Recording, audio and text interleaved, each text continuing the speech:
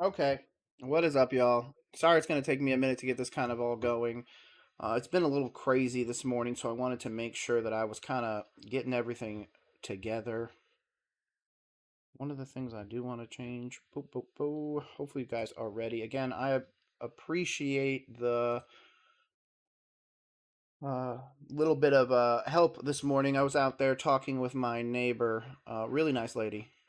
Just overall, wanted to, set a good example. Neighborhood and all. So today we're just going to be kind of going around looking at different news. I really want to focus on the NFL. Obviously, the Lakers suck ass, so that really doesn't need a whole lot of anything. Speaking of, shout out. What's up, Penny? The other one, Lily. Come here. Oh, it's okay. My dogs don't want me to stream. Oh, I left my coffee over there. Look at that mother. Gotta go get milk for it before we get this started.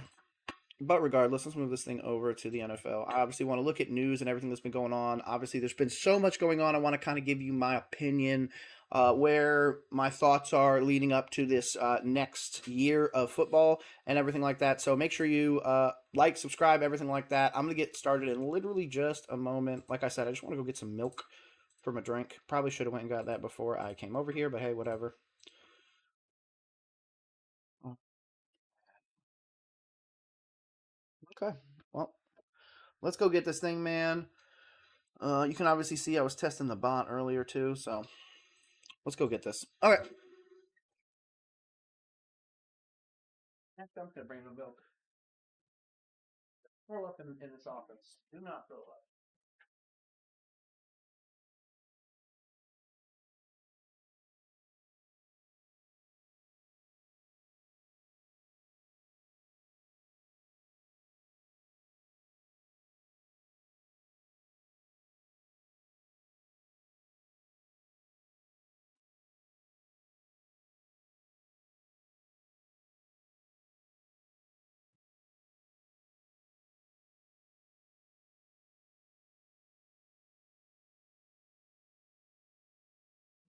Be back.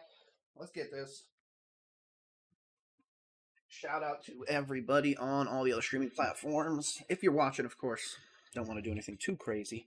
Shout out the 0 people that are currently watching me, but regardless, I do this for me. To be honest, I do it because I really enjoy it. I really like talking ball. All the jobs I've ever worked with, whether or not it's cooking, whether or not it's sales, sports has always been a main focus of my life. Worked at a sports academy. You guys might have heard it, IMG Academy.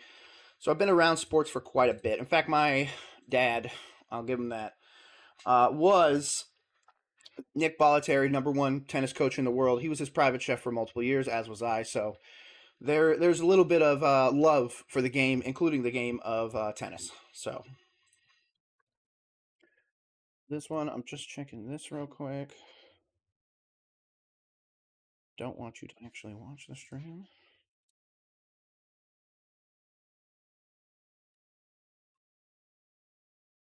Sweet. That's Kick moving over. I'm just making sure that all the chats are finally working. I finally found something to actually get all the chats working. So for that reason, I am over the moon. Um, what's the other one I got? These are the main ones. Oh, here. Oops. Heck yeah. You know what? I put that warning on there because I might end up smoking weed on this. And that's just kind of what I need to do. Testing it again. Awesome. So we are all in. Okay, I got all the chat set up. Let's get this. Okay, again, we're just kind of looking at all the different options when it comes to um, the NFL. To be honest, the first one I'm going to pick up is this one right here because it is in division. Falcons exercise the 5th-year option for Drake London, written by Mark Raimondi. So shout out to him. We're going to get through this real quick. Once I pop out this last chat to make my life a little easier. I will mute it just so you don't have to hear me double. Pop this chat out. Let's get this. Okay. Cool, cool. Okay, here we go. The Atlanta Falcons have exercised wide receiver Drake London's 5th-year option, the team announced Wednesday. I think that obviously it says quite a bit about the future of the Falcons. I do think that Drake London is a really good wide receiver. There's nothing I can really say to hurt his case. I do think it's hilarious that the comparison for Tedero McMillan is actually Drake London, when I think it should be somebody closer to a Mike Evans. But hey, maybe I'm just a little off base here. Damn, he wasn't actually that bad, huh? Ninth in receptions, fourth in yards, ninth in touchdowns. I mean, top 10 receiver then in every category besides average, which, no offense, he gets beat out by Kyle Pitts. Does he? I'm pretty sure he gets beat out by Kyle Pitts. Regardless, on average, of course. Let's look at the stats across the years. Oh, he's only gotten better. 158 targets last year. That was a bit high. 158 targets and 100 receptions is a bit insane. I might have to make something about this later. Is that a mirage stat? And if you're a Drake London fan, should you be selling him in fantasy? I personally think he's not a fantasy boomer like so many people think. Maybe now that they might actually be winning games, but winning a game doesn't necessarily give you more fantasy points. So for that reason, I'm out on that. Let's see.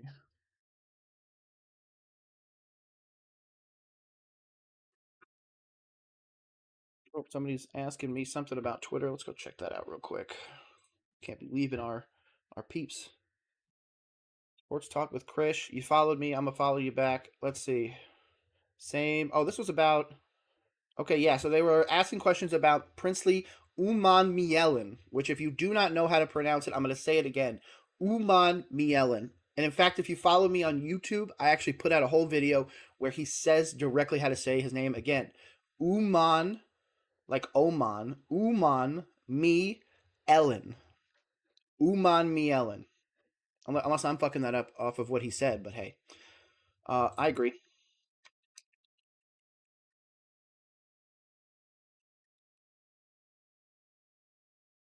I really like Princely and Uman Mielen so much. Super excited for that. Let's see this. So this was a good one. I'm not going to play the video. Somebody said that the catch from... Actually, screw it. Like, look at that. Boom. It's going to show it from the other angle where he catches it behind him.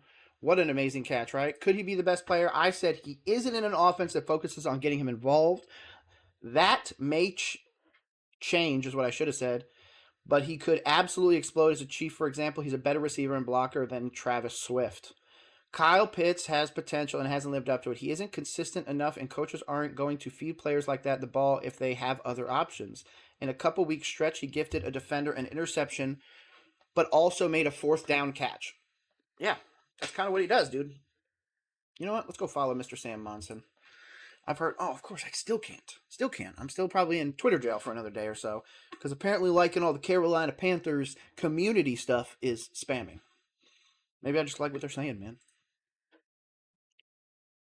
Oh, this was a joke, which is one we're going to get to. I might as well just get to it now. We obviously saw Jordan Travis announced that he's retiring because he cannot get his leg healed up. Horrible injury at Florida State as the former Heisman candidate. Of course, I made the joke, just like everybody else does. From Heisman candidate to Chevy salesman in 365 days. If you go on here and search my profile, you will be able to find that I was the one advocating for Jordan Travis to be the starter of the Jets. In fact, I was messaging insiders for the Jets, finding out if that was going to be the option. Hey, are you guys just going to roll Jordan Travis out there? I think this would be awesome. Heisman candidate and everything, but everybody just kept saying no, no, no. He might not even be the backup. So obviously somebody knew something for a very long time. He's only now making the decision. I hate it for him. I think Jordan Travis could have been so amazing in the NFL, but just not given the opportunity to heal. Maybe his body's just not accepting it. I hope maybe he becomes involved in the Florida State organization, which is something that I've said more than once. I think he's absolutely dynamic. I think that he could teach the future quarterback so much. And to be honest, there's potential, especially down the road. I'm happy with what they've done, but this fifth year extension, for example, with the Falcons, going back to that, I think it's a solid pickup. You obviously are going to take the fifth year. He's been a good enough wide receiver. You're going to probably be looking at paying him an insane amount of money next year. So let's go look at the, let's see, wide receiver contracts, NFL. Jamar Chase just reset the market at 40 a year. Drake London, is not worth 40 a year. How old is Drake London? Just to verify. 24? 23. 23. Damn, he's young as shit. So he's going to be able to get a bite of this apple next year. Next person to come up would be Tyreek Hill with a 2027 void.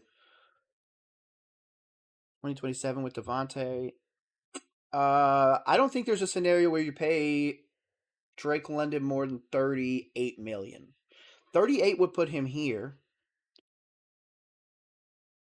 right above that. He'd be the second highest paid wide receiver in the league. You're talking about a $150 million contract. Oh, wow. Justin Jefferson actually got more guaranteed than Jamar Chase. That's kind of funny. Okay, whatever. Jamar Chase is at least on here, a year younger. He's probably like a few months younger. I'm trying to see if anybody else can take a bite of that apple soon. Khalil Shakir. Wow. I'm not going to lie. Drake London's probably going to break them off for 38 mil a year. What do you think? Right here, fifth year, he's due 6.8, and the option will be worth in the neighborhood of 16.8 next year. Man, I got the deal done. 38, 4 years. I'm really bad at math, so we're going to do 38 times 4. I don't know also how to type, apparently. 38 times 4 would be 152 million, so that's right about where I said. You give him 150, you guarantee him $1 more than you guaranteed Chase or Jefferson, not meaning you guys, but you know what I mean. So that's really an option. I'm going to say right here on 5/1/2025, there's no way Drake London gets a 50 or a 40 plus $1 million extension. I think it's going to be less than that. I'm not saying that he doesn't deserve it. I just don't think that they have the ability to really give him that, given where the team is going to be this year. As I do believe Drake London will have another 1,000-yard reset or 1,000-yard season. I just don't know if he's really worth the Jay Jetta's Jamar Chase money. Am I wrong about that? I mean, I'm struggling a bit with that, especially Drake London. Again, in division, obviously, I don't want him to get paid at all. Just send him to free agency, and then we'll take him in Carolina. Give me another wide receiver in Carolina. I'm totally fine with that. But that's obviously not going to happen. He's going to be a Falcon for life. So yeah, 38 million is probably where I'm going for Drake London's long-term contract. Oh, what's this one? Revealing the identity of Prospect X and what's next. Who the fuck is Prospect X? I really don't want to go through this. Tommy Mellett? Wide receiver at a Montana State. He is absolutely not an X factor. Get the fuck out of here. I thought this was that Louisville kid Malo or whatever. Nope. Okay. Jags decline Devin Lloyd's fifth-year option. The Jaguars are not picking up fifth-year option on Devin Lloyd. Wow. Lloyd is now set to become an unrestricted free agent this season. Lloyd was the 27th overall pick in 2022, and the Jaguars gave up a 33rd overall pick, their fourth-round pick, and a sixth to move back into the first round to get him. But while Lloyd has put up solid stats in his first three seasons, including 355 tackles, leading the team with 113 in 2024, 4 interceptions, 19 pass breaks, and 4 fumble recoveries, he has struggled in pass coverage and has had issues being out of position. Lloyd is the third of the Jaguars' 6 first-round picks from 2020 to 2022 to not have his fifth-year option picked up, joining 2020 first-round picks cornerback C.J. Henderson, 9th overall, traded to the Carolina Panthers in September 2021, and Clivon Chason, 20th overall. The Jaguars earlier this month announced they will be picking up the fifth-year option on defensive end Travon Walker, whom they drafted first overall in 2022. Send him to Carolina. I know that's going to be my answer to basically everything. Send him to Carolina, but we really need a coverage linebacker. I don't care if he's good. I take that back. I care that he's good. He is good. He struggles a little bit in coverage, but I think he can help a player like a Trevin Wallace on this roster really develop. And there's a really great linebacker out of Fresno State that we took as a undrafted free agent. I'm going to butcher his name, so I'm not even going to try it. I'm just going to go directly to my profile at Roll Coverage Pod on Twitter. And I'm going to come right here. Tuasivi Nomura is the linebacker I'm talking about. He's one of the people that I'm absolutely sold on the list that we put out from Sportskeeda, of course, where they put Mike Reed on there twice. He's there and he's there. So obviously my final list is one person shorter, but for obvious reasons, I do think offensive line would help. I do think that offensive line could be helpful. From Kandra to Lasoya, I think that'd be great. Mushin Muhammad could absolutely be a wide receiver 6 if we make Horn a 5. If that's the case, though, that means we're probably getting rid of Adam Thielen and swapping him for Renfro. If that's the case, I'm totally fine with that. Huasivi Namora should make the roster, especially at the linebacker position. He had a lot of great opportunity. He's going to be a more coverage linebacker at the next level, which is really what this team needs. Josie Jewell and Trevor Wallace are not going to be able to cut it, and unless we can somehow get Shaq Thompson, which please, Shaq Thompson, come back to Carolina. But if not, we're going to have to move forwards with new options. So for that reason, I am totally fine with taking the gamble on Devin Lloyd.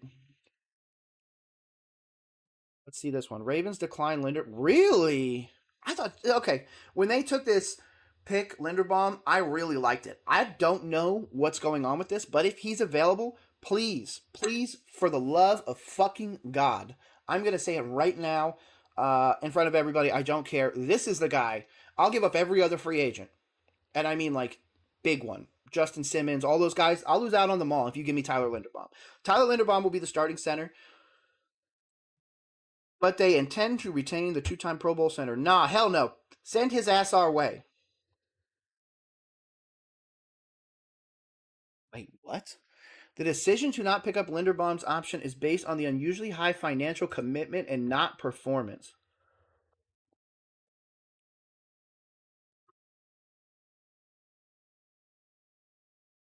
He is now entering the final year of his rookie contract and can become an unrestricted free agent in March if the Ravens do not sign him to a contract extension. This is the one I'm hoping that they don't pay. If he hits the free agency market, I want Carolina to pay him. Period. The 5th-year option in the NFL is the same for offensive linemen.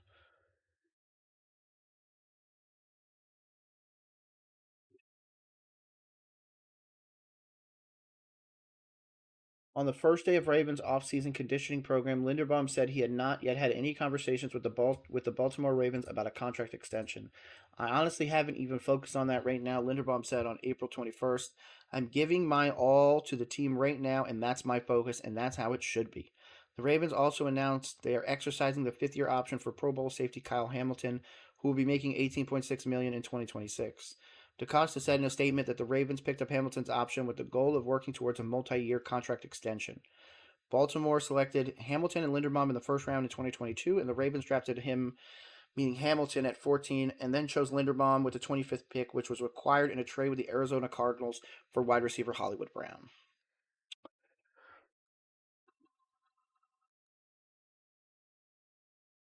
You guys need to pay him, but what do centers make? NFL centers contracts. Let's go look at the highest paid centers. Obviously, Creed Humphrey, 18 million, 50 million guaranteed. Cam Jurgens, wow. He got paid, but didn't break the bank. It probably didn't hurt the Eagles too bad. Drew Dalman, Ragnow, these guys. Why do I not see a Panthers center in here anywhere? Panthers, Andrew Rhyme, our first person on the center list, makes $960,000. Unless we're playing somebody else. Let's see. Panthers depth chart. I still feel like we fucked up in the last draft, but hey, we got to go from here. Yeah, Austin Corbett's still on there, but what's he making? I think he's like making a minimum or something. Oh, and he's still questionable. So it really is Cade Mays and Rhyme. Just to make sure I didn't forget a Panthers, it's truly Andrew Rhyme. Wow. Wow, wow, wow. Tyler Linderbaum's making $3 million on average. Yeah, bro needs to get paid. Graham Barton, I liked a lot, coming out of college especially.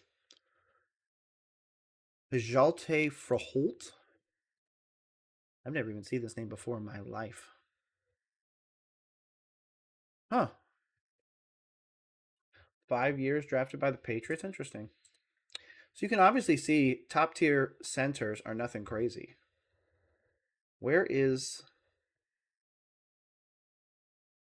this fully updated? Are they missing somebody, or did they move him to guard? Zach Frazier. He's got to be a guard then at the next level. Jackson Powers Johnson from the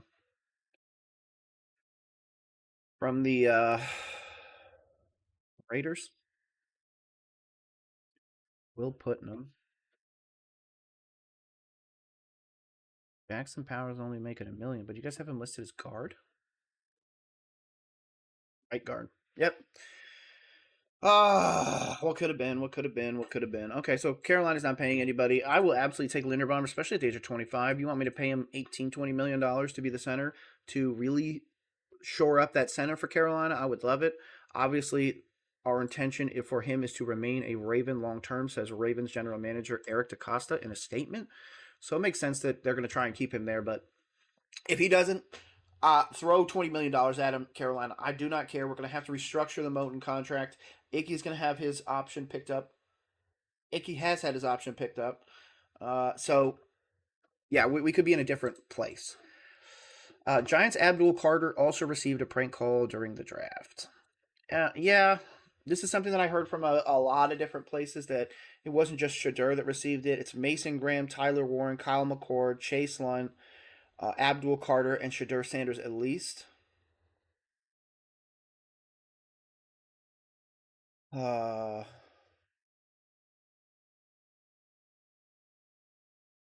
it is unfortunate that these private numbers are getting to the people making the prank calls, says Drew Rosenhaus. Abdul and I knew this BS and didn't even tell his family about the call.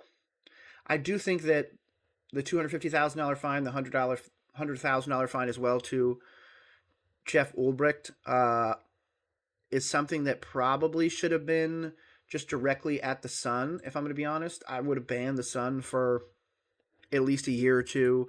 You can't be around any NFL facilities. You can't do any of that stuff. You have to fuck off, essentially. But they apparently did not do that. So I don't necessarily agree with that long term.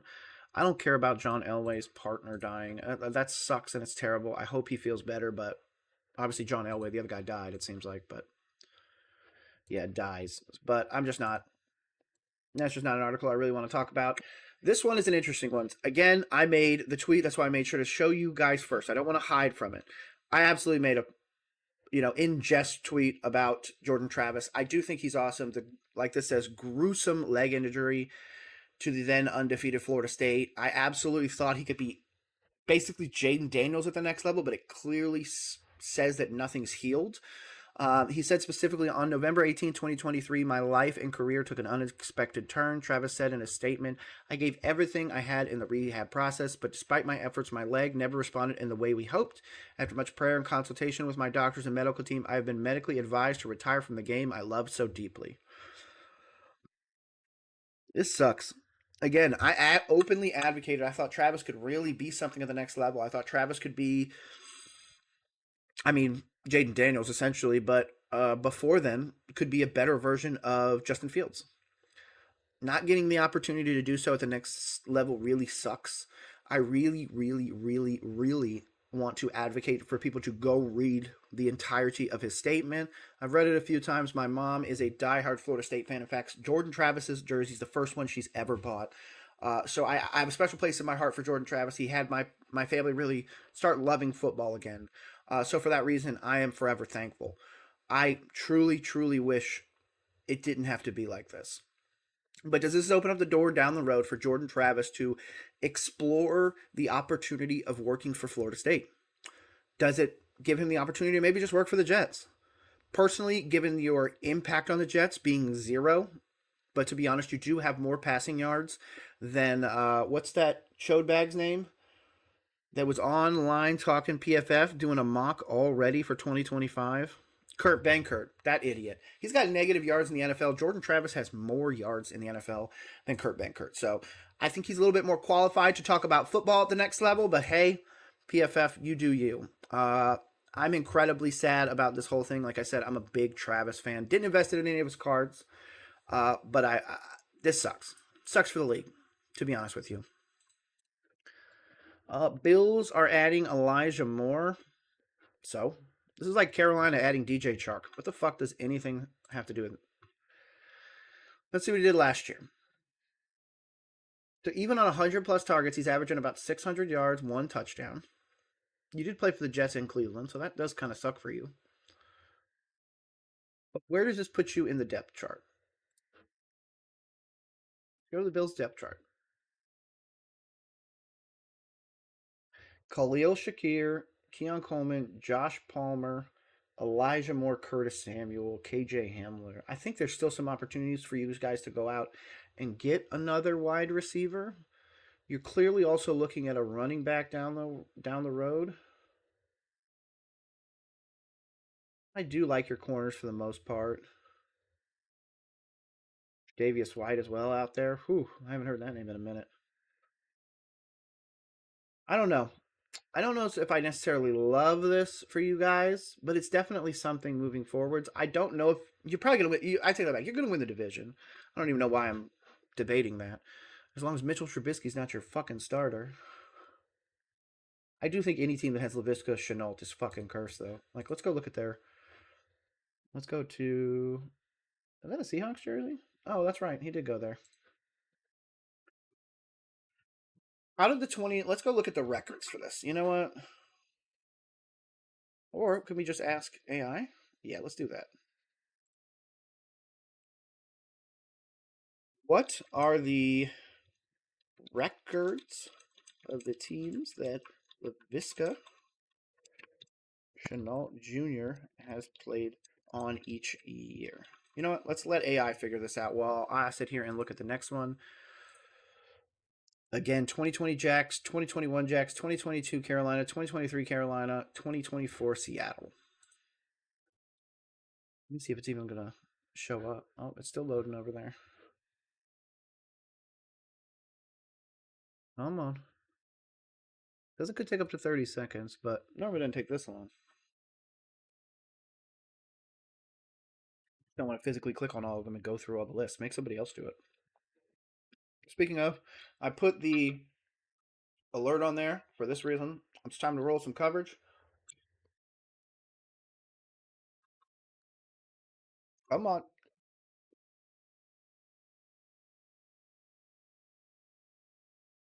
Come on, just give me what I want. I want to be able to make the narrative. I take that back. I want the narrative that Laviska Chenault is a cancer to the NFL. Because that would prove why Frank Reich got hired or got fired. That would justify me a little bit. I mean, I'm a big Reich guy. Got the signed first Carolina game ever quarterback BB, and I also have Metzler's on here as well.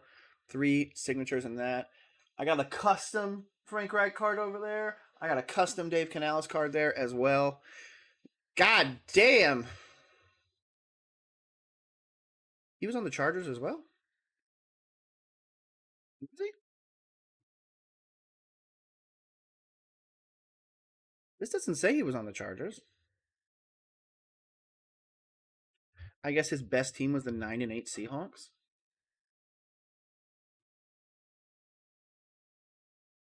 7 such a mid-season. This doesn't say he took a snap for them. What? Oh, Seattle/LA. Yeah, where was he tried? Oh, previously with Seattle, acquired by LA. Okay. So he really gets the LA thing. So his best team was the Chargers. Wow. Wow, wow, wow. Okay, I can't hate on you too bad then. You really had to shit into the stick with these ones. But it does tell me that Laviska has not really been on a winning team. So that says something. Let's move on. Don't want to just keep bashing this dude. I did it plenty in the 2023-2024 season. Or I'm sorry, 22-23 season. Pause this. I don't care about that. Yep, Flowery Branch, Georgia. Atlanta Falcons defensive coordinator Jeff Ulbrich apologized publicly Wednesday for a leak of Shadur Sanders' private phone call and his son using it as a prank. Obviously pranked a few other people. You know my opinion. I think Ulbrich's son should be banned from the NFL. NFL activities, NFL facilities, and everything for at least a year, probably two. And if he has anything and somehow gets involved, that ban should continue. I think that the NFL needs to start treating some of these people like how they treat their players, uh, harshly. They need to truly go out there and say, no, you're not doing this. Don't come to our facility. This is not what we want the game to be. I think the same thing should be with fans fighting. And like we had an issue a few years ago where a fan died in the stadium. The person that did that to him should obviously go to jail, and anyone involved should not be allowed in an NFL stadium for a decade at least. Obviously, after they get out of prison. But overall, I don't like this. I feel like it's destroying the opportunity of the game. So for that reason, I don't give a fuck. Hopefully, Ulbricht, meaning his son, really grows up, because I just don't feel like he's doing anything of value now, especially with all that. Let's see. Oh, in division, Baker Mayfield takes Bucks draft pick Emeka Egbuka and family out to brunch.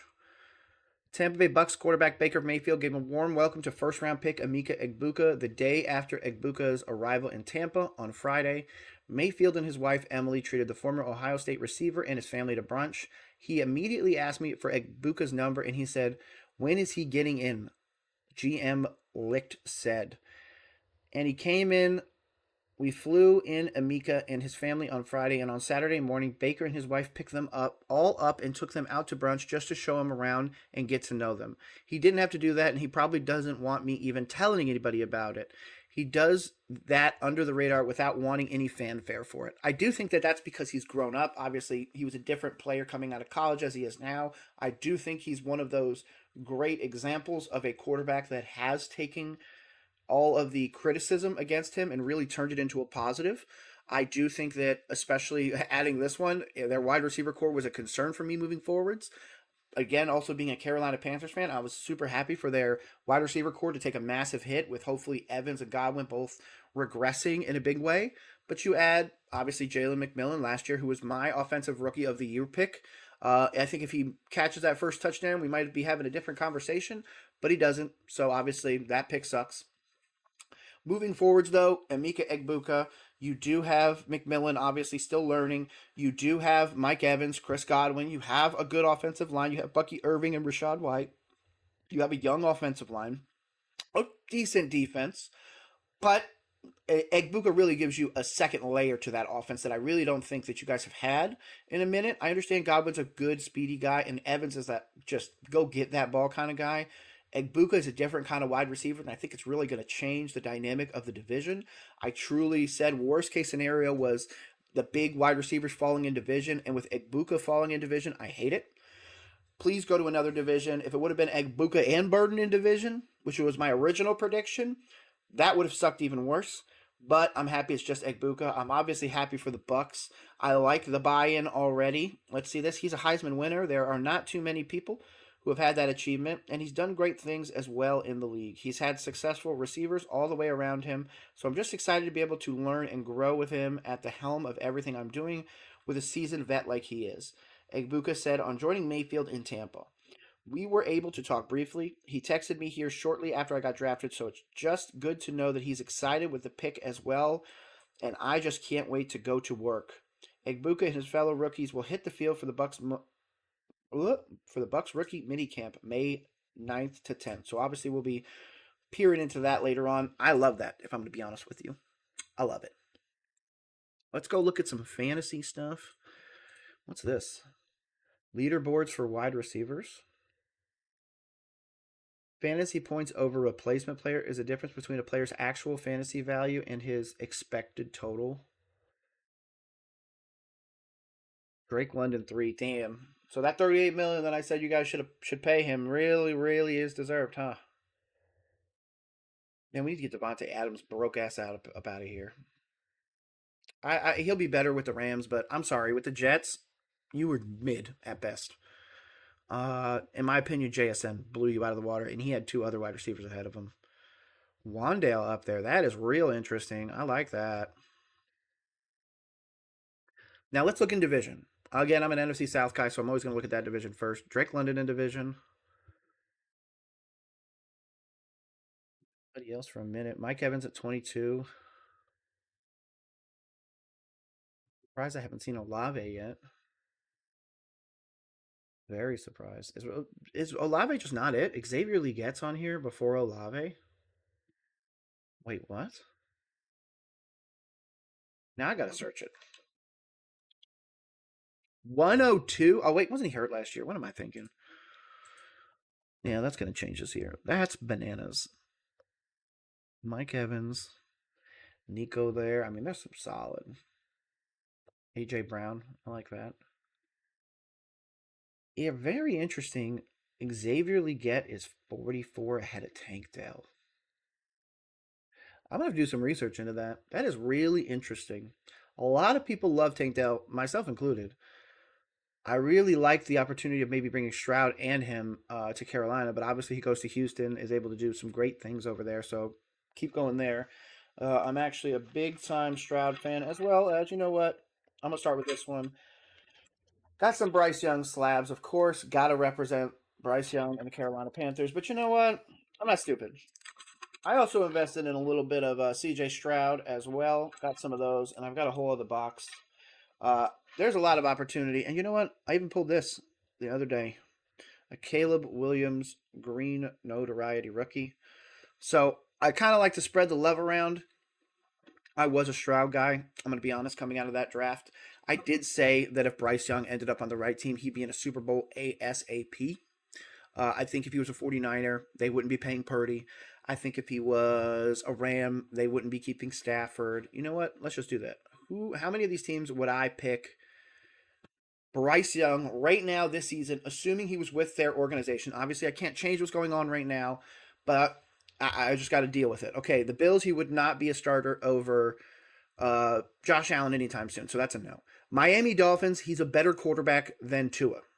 Straight up. I don't think there's a question about that. Drake May, it's a but to be honest, if they get Bryce Young, they probably don't take Drake May, so for this reason, I'm just going to pass on them. Jets would probably destroy him worse than Carolina did, so definitely not there. You're not starting over Lamar Jackson. You're not starting over Burrow. You could probably be a starter in Cleveland, but they would probably destroy you as well. Pittsburgh, you would be a starter, no problem. Houston, obviously not a starter. Colts, you could be a starter. Jacksonville, no. Tennessee, yes.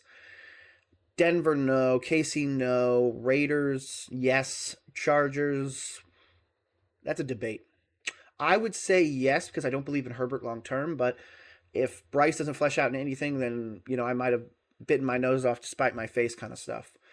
Cowboys, long term, fuck yeah. You guys wouldn't have given Dak that contract. You would have been moving with Bryce Young, so yeah. Giants, yes. Eagles, no. Commanders, no. Bears, no. Lions, yes. Packers, I'm going to say yes. If you guys had Bryce Young, that'd be real interesting. Would he be a starter immediately over Jordan Love? I don't know. But given the organizational stability, to be honest, I think that Bryce Young would have already thrown 30 touchdowns in a single season as a Packer. Minnesota over J.J. McCarthy, obviously. He would have been a first-round pick or a number one pick the whole bit. So for that reason, I would say yes. The Falcons, fuck the Falcons, yes. Saints, yes. Bucks, yes. Fuck the division. Hopefully Carolina destroys you guys.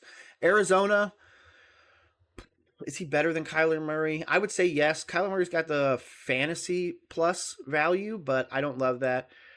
Bryce would start over the Rams. Bryce could be a starter for the Niners. Bryce could be a starter for the Seattle Seahawks. So there's really only 10 or 15 places that he would not work long term, especially given that they probably wouldn't have taken the quarterback that they might have now. Trades might not have happened, stuff like that.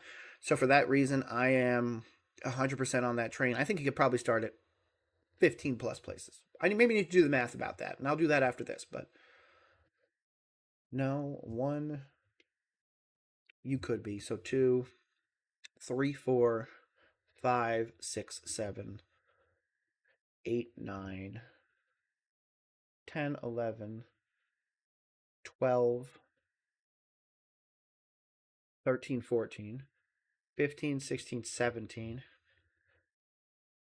18, 19, 21. So he could start at, in my opinion, he could be the starter on 21 teams. And again, organizational stability would change. Some other stuff like that would change. But I mean, there's some amazing opportunities for Bryce long term. But I'm going to stop fawning over the Carolina Panthers. And let's start looking at some other stuff. Let's see. I'm trying to see. So build, refocus, defense in the draft, and rebuild the line. I don't even remember their draft, if I'm going to be honest with you. I pause it, and then it immediately starts. I hate this. Um, so I just need the list. Is that the same one? That's the same one I was just looking at. Okay, I gotta look and see what they who they actually drafted, or it's gonna tell me down here. So we went up to get T.J. Sanders. I thought he was decent. Maxwell Hairston, I liked out of Kentucky. Jordan Hancock, Dorian Strong. Okay. Larry Ogjobi, Michael Hecht. Look at your depth chart again. I still don't love your running back room, if I'm going to be honest with you, but James Cook is good enough. And I say good enough, but he was like a top 10 running back last year. I just don't think he's like some obscene running back. Just the system really helps him, and especially with the threat of Josh Allen running or throwing all the time, James Cook is obviously a much needed piece. Palmer, Keon Coleman, Khalil Shakir. Mm. Defense: Greg Rousseau, T.J. Sanders, Deontay Walker. Ogunjobi suspended for what? Violation of performance enhancing drugs? What? Oh, I was about to say, I thought he'd been in the league for a minute. I thought a rookie already got suspended. I was like, damn. Okay, so never mind. He might not make the roster. Matt Milano, Terrell Bernard, Braylon Spector. I like Dorian Strong a lot. I'm gonna be honest with you. I think you got a good base. My concern is just age. Isn't Rousseau starting to get up there?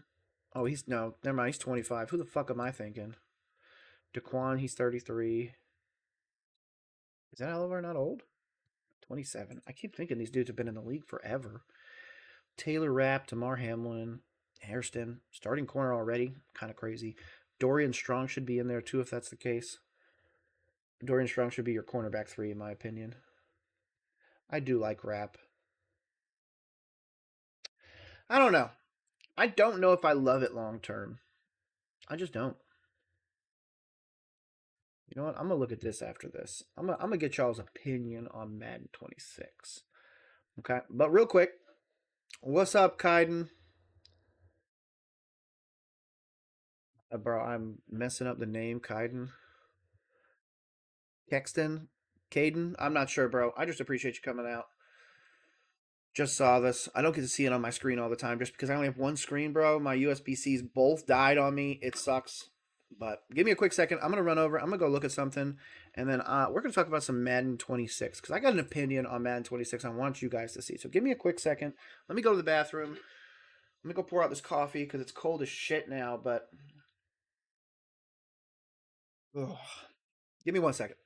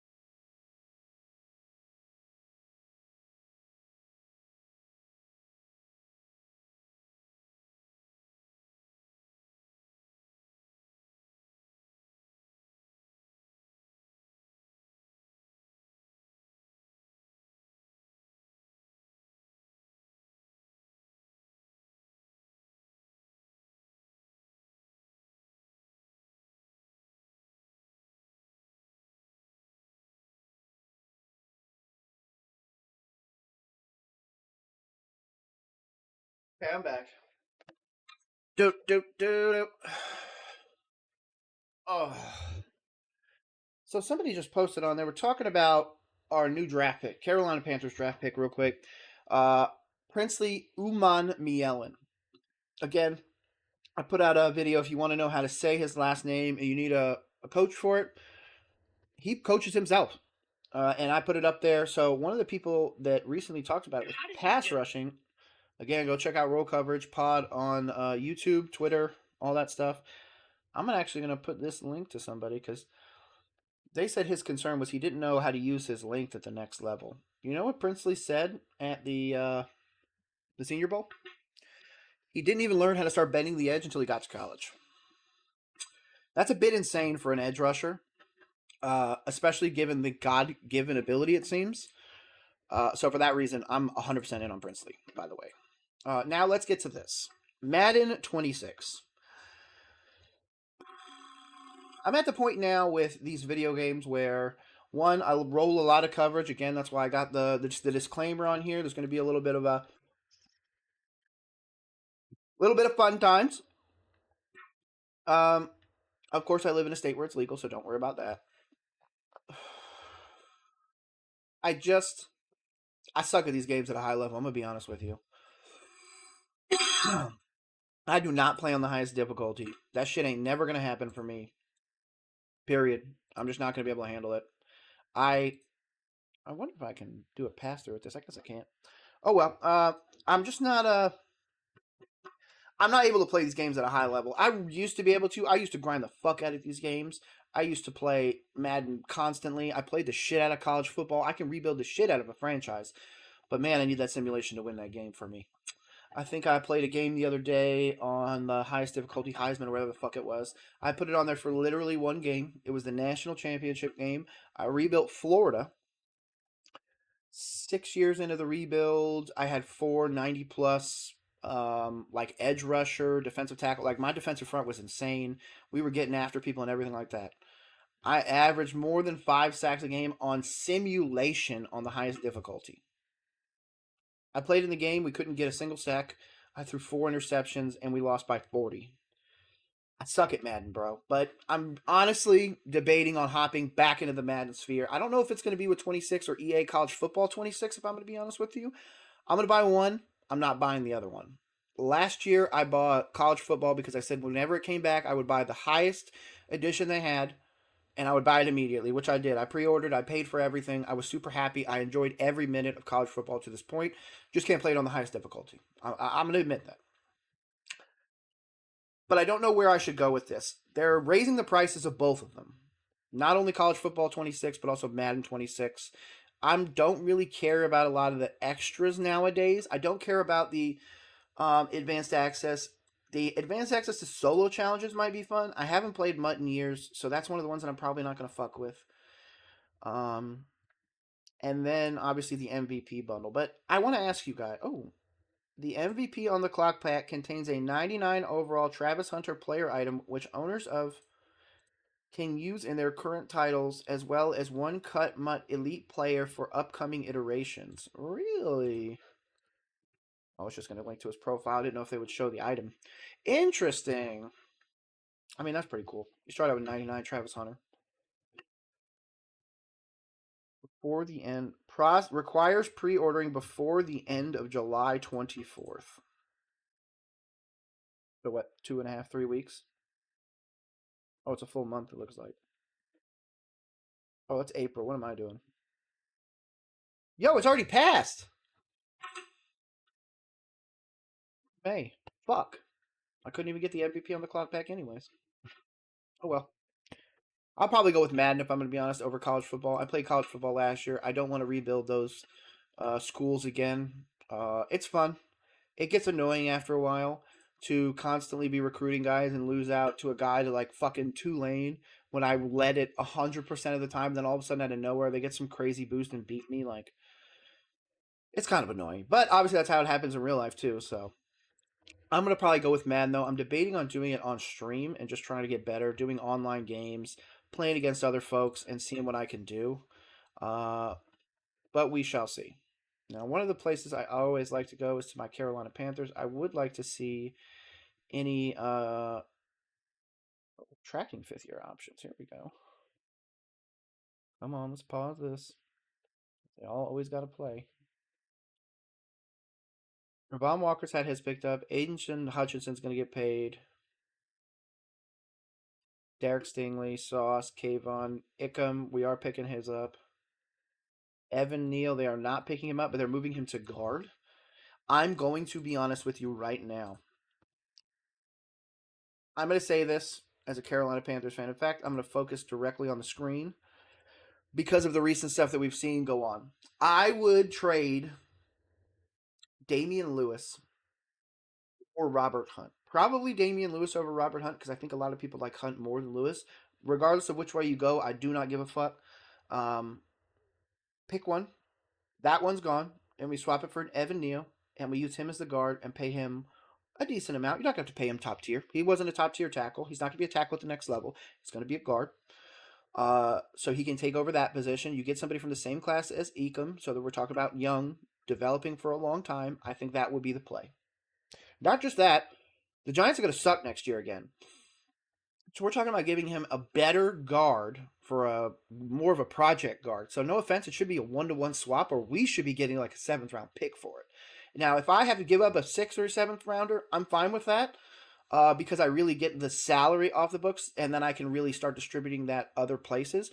Realistically, it needs to go to the cornerback/linebacker room for Carolina, but that's me. We obviously talked about Drake London. I do think Drake London's extension should be about $38 million. I don't think you should put him over that 40, especially with the opportunity of bringing in more wide receivers down the road. There's opportunities for you guys to do a bunch of stuff, but I really don't feel like paying him more than 40 benefits the team long term. That's all I'm saying. Try and get him at 35 to 38. I think he'd take 35 because I think he knows he's not a top wide receiver, meaning Malik Neighbors and those guys, but he's just outside that. So, I at the same time, I also know this guy right here, Garrett Wilson, might get paid just because the Jets don't have anybody else to pay. Um, mm, it's such an interesting one. Another one right here, Chris Olave. Chris Olave's been meh.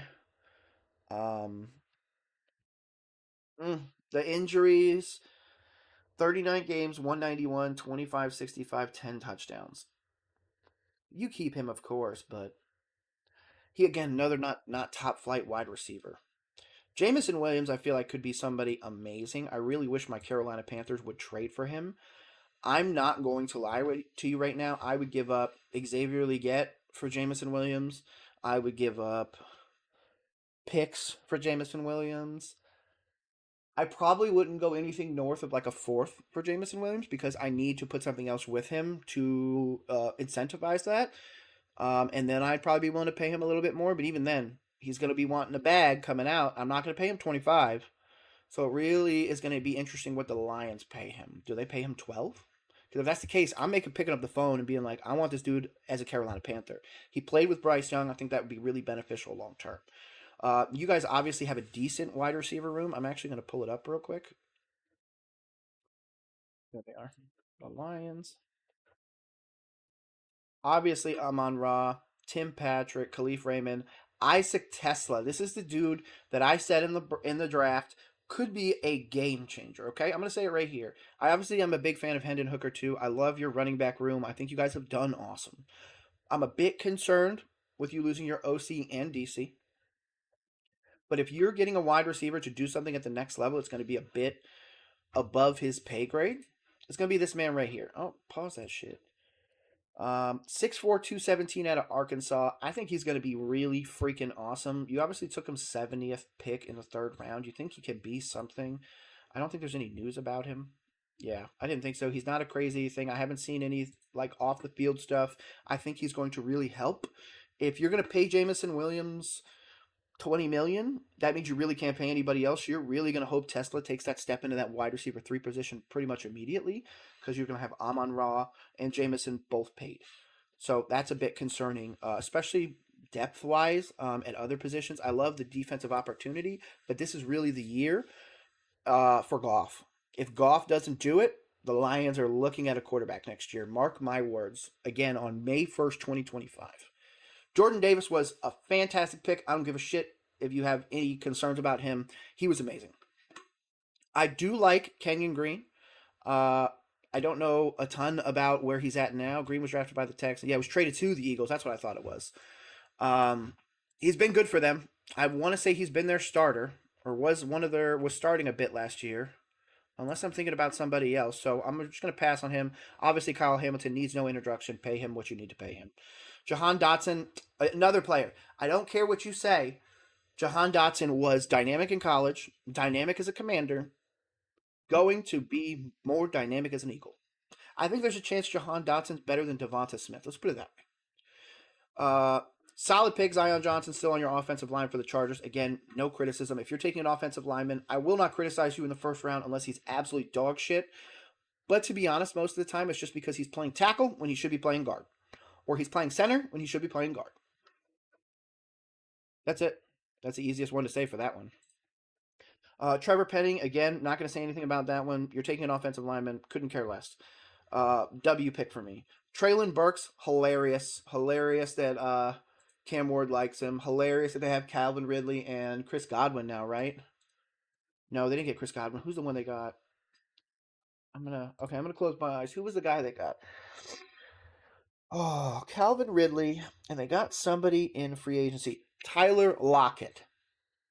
Tyler Lockett, Traylon Burks. I like that. Alec Aomanor is somebody that a lot of people loved. 6'2", 210 out of Stanford, fourth round pick. I think he could step into that role, wide receiver 4 ahead of Van Jefferson. He needs to take that role ahead of Traylon Burks, though, because you should be shopping Burks, period. I don't care what anybody says. You should be looking at putting him somewhere else. I like your long-term offensive line. Maybe in the center, I'm a bit concerned. I don't know a ton about Corey Levin, so maybe that's just a problem. 30-year-old. Yeah, you need a little bit more depth long term. Let's see. How old's this kid? 28. Yeah, you don't have a young center. How old's this kid? 25. I mean, these are center 3, though.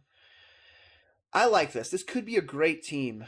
I don't know where I'm going to pick them to win yet. I'm probably putting them back in the top 5 when it comes to picks in 2025, 2026, but we shall see. Kenny Pickett, LOL. It's the Browns. Trent McDuffie. Obviously, Kenny Pickett started for the Steelers, and then they just jettisoned him so quickly. So I don't really agree with that decision by them, but whatever. I think he could be a really solid starter this year, where you don't have to rush out there and try and force Aaron Rodgers to be there. And I'd say force, but the deal's probably been done, like the tweet I put out weeks ago. It's probably been done for a bit, and they're just not saying anything.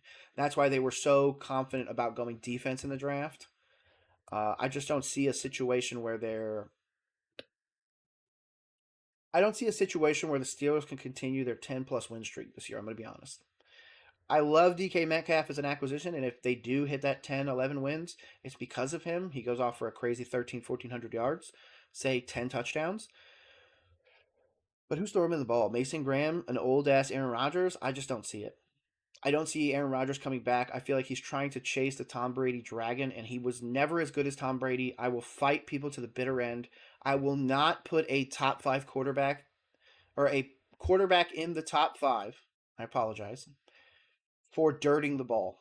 We were known with Matt Fleur when it first started that he did not like him, and he was intentionally dirting the balls when he didn't like the plays. That's what helped his interception ratio. That's what helped him win MVPs. I think to win an MVP, you need 38 or more touchdowns. If you're going and winning it on the interception ratio alone, cool, whatever. I mean, it's the stupidest thing ever because it just proves that you're just like, oh, that might be an iffy ball. Yeah, I'll just dirt it. Oh, that's that one. I'll just throw it over his head. This way, it's just a missed ball. We'll just punt it. Don't worry about it. Like he's protecting that, and I feel like that's all he's ever cared about. He wants people to love him, and people want to put him in this top 5 position. But I truly feel like if you built a team today, all-time talents, they could all come back in their prime. Rodgers being on the team would probably be the first one to lose. Just my opinion. Again, in a theoretical existence where this could all even happen. Trent McDuffie, very, very great pick. I actually found in my box of cards that I have a Trent McDuffie rookie card, so that's pretty cool. Obviously, a great option for you guys. I don't think he's going to be the same this year. And I say that because obviously he had first team in 2023, second team in 2024. He was an all pro. I think it's because of their defensive scheme that he is able to do so well. I obviously think he's a great player, but I think the scheme and the fit obviously helps out tremendously. You have arguably one of the best defensive coordinators in the NFL. Somebody that I wish I could just pick his brain from now till the end of time, and unfortunately, I'll never get to meet the great man, Mr. Spags. Um, so I'm a little sad about that, but if I ever get the opportunity, I want to absolutely give him his flowers.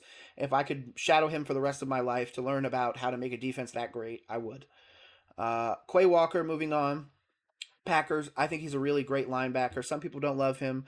In fact, we were just talking about Madden a little bit. Quay Walker was my linebacker for the longest time in Madden. Not giving him any flowers when it comes to that, but I do think he should be your linebacker, or at least be on the team moving forward. So extending that fifth round would make sense. Kyer Elam, a lot of people do not love. Oh, he is now a Cowboy. I actually do like that. I think he can do well with the Cowboys. And then, of course, Tyler Smith, the tackle. Uh, like, just like they took this year, Tyler Booker.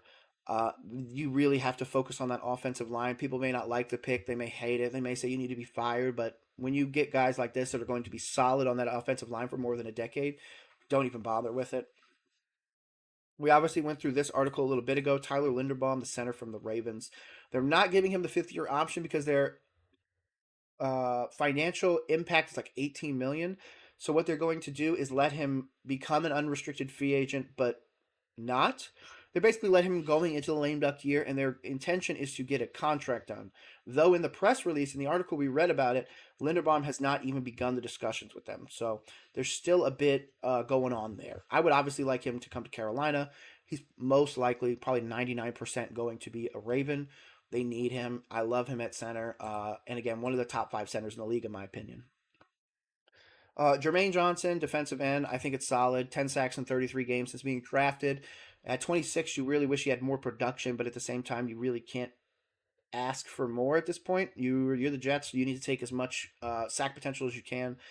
So obviously, you're going to extend him that fifth year. Devin Lloyd, same thing. They are apparently, yeah, they've declined it. They're going to let him go, or at least try and get a deal done separately. If he goes to free agency, I want the Carolina Panthers to be in on this. I'm a big Devin Lloyd fan. He can improve in coverage, especially given in the Ijiro Evero system. We're going to be losing Josie Jewell next year. We're going to be losing. I can't remember. Oh, if Shaq comes back, he probably won't come back for a 2 year. He'll come back for a 1 year, and then go from there. So yeah, we that would be another position. And again, only 26. So as long as I can kind of play him in a zone, I think he'd be okay. Man to man, I do not love that. Uh, Devontae Wyatt, you're just going to extend him defensive tackle, nice and easy. Cole Strange, another one. You, offensive lineman, couldn't care less, extend them. Carl Loftus, another great pick. I also have his rookie card that I found. Again, benefiting from that defensive scheme. So overall, I like that one. Dax Hill, you do need another corner. You obviously need to improve the defensive side of the ball. You're able to get the offensive output with Burrow, Jamar Chase. I was trying to think who your running back is now, but I can't even think of that. Obviously, T. Higgins is still there. Chase Brown and Zach Moss. Man, I haven't heard those names in a minute. Samaje Perine as well. I feel like you guys should have really gotten like a great wide receiver in this draft, but you didn't. I don't like your tight ends. Your offensive line is decent. Mims, Karras, Wilson, and Ford. Defense has gotten a little bit better. I'll give you that. Maybe not a lot better, but a little bit. I feel like you're truly. Oh, Shamar Stewart. That's a great pickup for you guys, actually. I think he could really do it. Ooh, Barrett Carter and Demetrius Knight. That's actually not bad. Yeah, DJ Ivy as well. Okay. I probably have you guys third, second in the division this year because I don't think the Browns are going to do shit unless they actually let Shadur go and play. When if that's the case, then they took Dylan Gabriel to be his backup, but they took him before him. I I don't know. It's just a weird thing. And then Lewis Seen released prior to 2024, making him ineligible. Join the Bills. Okay, so obviously you're not extending him. That's nice and easy. That is absolutely nice and easy. Let me go back. Let me try and see some other stuff. I already got these out. I actually thought about doing a mock every week. In fact, that's might be what I do on Friday. The way, way, way too early mock. And how many weeks are we from the next draft? Probably 50 at this point, if not more. 51. It was just last week, so it's got to be 50 or 51. I did not make the draft order. The order of these teams doesn't reflect who I think will make the playoffs or who is going to make the Super Bowl. Oh, I love this. This is awesome. Okay. Per our ESPN bet based draft order, Tennessee has a top pick again. We don't know who will actually win the pick. Okay, they're taking Cade Klubnik. Fuck Cade Klubnik. I'm sorry, I'm saying it right here. There's no way he's a top pick. The fucking quarterback. What am I saying? He shouldn't be a top pick in this next draft. We'll put it that way. He shouldn't be. Caden Proctor, the tackle out of Alabama. Of course, you're going to take that. Clemson defensive tackle. Man, you guys are really believing in Clemson for some reason. Lenore Sellers, I think a lot of people are going to really like. I know I hate caping for South Carolina guys because that's all Carolina seems to go after. 18-7, 69.8. Not the not the worst, but obviously the Jets doing that. Caleb Downs. Oh, if we took Lathan Ransom, meaning the Carolina Panthers, not the Browns. Fuck the Browns. Um, if we ended up with a secondary that included Michael Jackson, J.C. Horn, Lathan Ransom, Trevon Morik, and Caleb Downs, I know I called them the Thieves Guild, but boy, it would be even better. I don't even know what it'd be at that point. I love the Thieves Guild name. I think it's going to be very apt with the amount of fumbles and interceptions that we're going to be able to create. Um, oh, this one's us trading. Ooh, what's this? I got to get to that. Isaiah World, tackle out of Oregon. They've been producing absolutely amazing tackles and guards, centers as well with Jackson Powers Johnson. So cannot say anything there. Garrett Nussmeyer becomes a Los Angeles Ram. We get 11, a second, and a third. I'd be fine with this. The trade back for me as a Carolina fan right now, to get it done, the Rams would send the number 11th pick, their second rounder, and a 2027 third round pick to the Panthers for number 7 and a fourth rounder. That's a great trade. If that's the case, hey, Dan Morgan, you cooked in the 2026 draft, and it's only May 5th of 2025. Obviously, the Rams then go and take Nussmeyer over Aller. Kind of funny. Fuck Drew Aller falling in division. That would suck ass. Again, sorry for my cursing. I just cannot imagine a place where Drew Aller's in division. That would suck. Tyler Shuck is going to get them a top pick for sure. TJ Parker, again, why do you guys have 3 edges here? Or 3 Clemson guys? Blows my mind already. Kwity Paye and Liatu Latu, so you're taking another edge. Okay, whatever. Kendrick Falk, the edge out of Auburn. We take a linebacker, Anthony Hill Jr. out of Texas.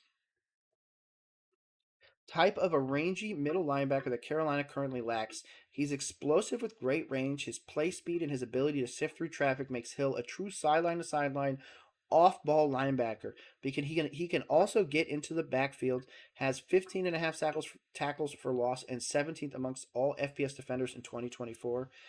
And they could use him as a blitzer. I need a pure linebacker if I'm going that. I don't care about his blitzing ability. Um, I mean, I do, but I really need him to play linebacker first. So that's my first concern whenever I go into any of that. Spencer Fano, obviously you took Gray Zabel. You continue to shore up that offensive line. I will continue to never say bad picks about offensive linemen. Jacoby Lane, USC wide receiver. You know, let's go look at his size and his stats. 6'4", 195. What's his 40? What the fuck is his 40? This dude might actually be some Jacoby Lane. Only a sophomore. We'll look at his game log. Again, cannot stand that it keeps playing these videos on the side. If you work for ESPN and you can help me out by getting rid of this bullshit, please help me. Please, please help me.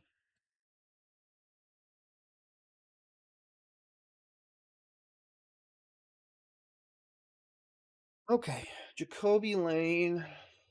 Started the first game, 3 for 50, 16.7. Okay. 2 for 16, 10 for 105 against Wisconsin. So he's averaging, what, 4.5 to 5, 4.5? receptions. Obviously, if you take out that 10 in that 7 game, it's probably 3. It's definitely 3. Oh, okay. Who's got potential? 7 for 127, 3 touchdowns. Wow. Against A&M, too. Hmm. Notre Dame, 3 touchdowns again. 3 catches for 3 touchdowns. It's kind of insane. In that 10 reception game, he had 2 touchdowns. Wow. Okay. So this guy's going to go on my list of people to watch. Jacoby Lane at a USC. Interesting. Cowboys passed on taking a wide receiver earlier. They didn't pass. They didn't like Golden. They wanted Tetaroa. Tetaroa came to Carolina, so they went with better position. The guy who's going to be on their offensive line for 12 plus years. So I don't care what people say. It was the right pick. Enter Lane, who had 12 touchdown catches on 43 receptions last year. Lane had a high end catch radius and sudden movement traits at 6'4", 195. I just want to see more consistency. He was in attendance for his 3 touchdown performance at the Las Vegas Bowl, but Lane had fewer than 50 yards in 7 games of his 12 he played last season. If he expands his route tree and has a few more big games this fall, he could entrench himself as wide receiver 1 of the class. I mean, the size alone makes him a wide receiver 1 possible. I understand that people are going to be like, oh, well, what about 5'10 Xavier Worthy?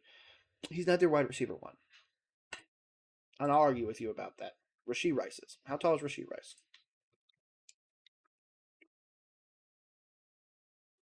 Pretty sure he's like 6'4". 6'1". Oh, I lied. Still taller than 6 foot, which is my opinion. All wide receivers need to be 6 foot or higher. Preferably, in my opinion, 6'2" or 6'3" or higher. But that's just my personal opinion. Jermod McCoy, okay, with Jalen Ramsey on the trade block. Yeah, he's probably not going to be on that team even past the trade deadline this year, so he's gone.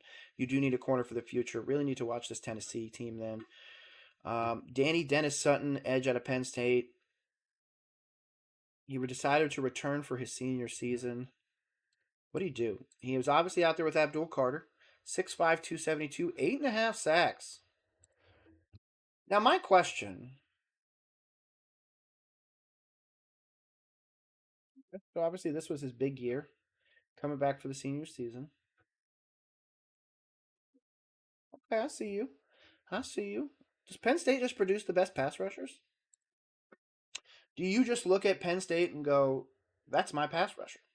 Because now we'll have Abdul Carter and Micah Parsons as recent pass rushers, high end pass rushers for Penn State. Again, his name is LT. I thought it was left tackle. Defensive tackle, I'm also don't care. Again, the trench players, if you want to go after those high end talent, not going to say anything to you. You did take Derek Harmon, so I don't know why you take another defensive tackle here, but whatever. He's an Alabama defensive tackle. I'm fine with that. Jeremiah Love, people seem to really like. The Bears might be in for a rude awakening this year in division. I do think they have the chance to be better than the Lions immediately, meaning that the Bears have a better record after the Lions, even after Ben Johnson's first year, but still aren't the best. The Lions just take a massive step back. Again, Penn State, another big school. AJ Harris, okay. Carnell Tate, the wide receiver out of Ohio State.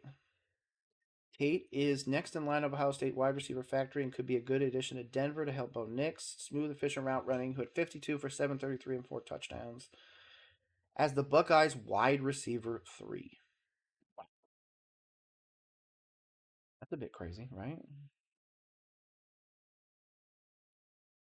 2 years, he's still averaging over 14 per reception, 18 for 264. So solid. He's continuing. 0 carries for 6 yards.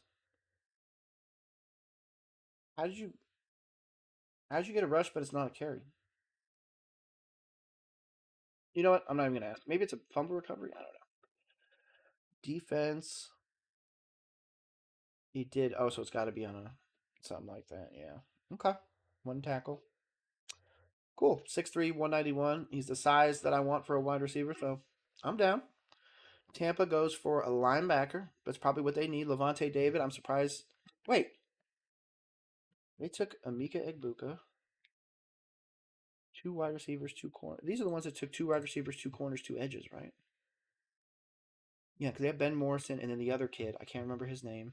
So, yeah, you guys are good. Linebacker makes sense. Levante David's going out. I feel like you guys should have gone to linebacker this year, but whatever.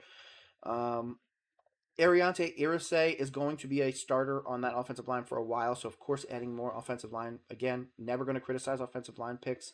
Same thing with the Rams here. DJ McKinney out of Colorado is going to be real interesting, but we'll get to that. LSU wide receiver Nick Anderson. He's projecting a big year for Anderson. Let's go look. Oklahoma. Oh, he's transferred to Oklahoma? You know what? That's fine. I don't give a shit. This says LSU, though.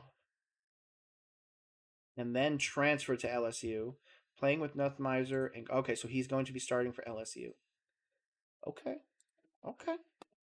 Could be interesting. Quad injury, though. Nussmeier might be able to help his draft stock. Again, not criticizing offensive linemen ever or defensive linemen. So Caleb Banks here is a W, in my opinion. DJ McKinney, Green Bay went all in on offense. Yep, they took the first wide receiver in 22 years. A bit of a step for them. What else? We don't know whether Jair will stick with the Packers again. I hope all the free agents come to Carolina. Playing opposite Travis Hunter last season. Could be an option. I really want to see what Colorado looks like next year because if it really takes a step back, it really proves that maybe Travis Hunter was the biggest part of that team. Again, not criticizing this. Mateo, is this?